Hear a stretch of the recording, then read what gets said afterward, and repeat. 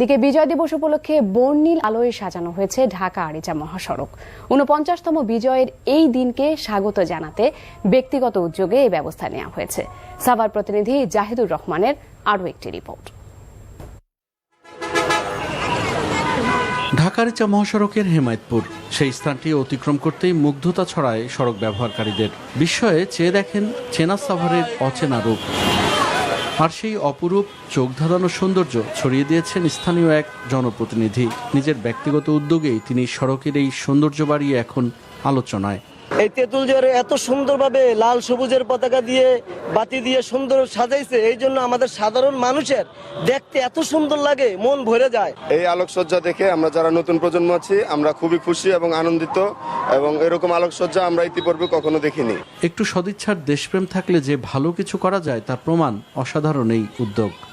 সৌন্দর্য উপভোগ করতে আসা অনেকেই বলছেন এমন কথা।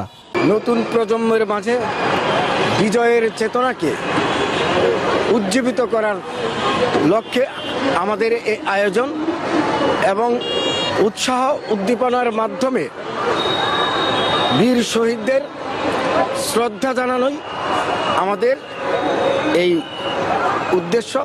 যত্রতত্র ব্যানার ফেস্টুন দিয়ে সড়কের সৌন্দর্য নষ্ট না করে বরং দেশকে ভালোবাসলে আন্তরিকতা দিয়ে এভাবে দেশের অন্যান্য স্থানকেও বদলে দেওয়া যায়, এমনটাই মনে করছেন সড়ক ব্যবহারকারীদের অনেকে। Jahidur Rahman, NTV news, Savar, Dhaka.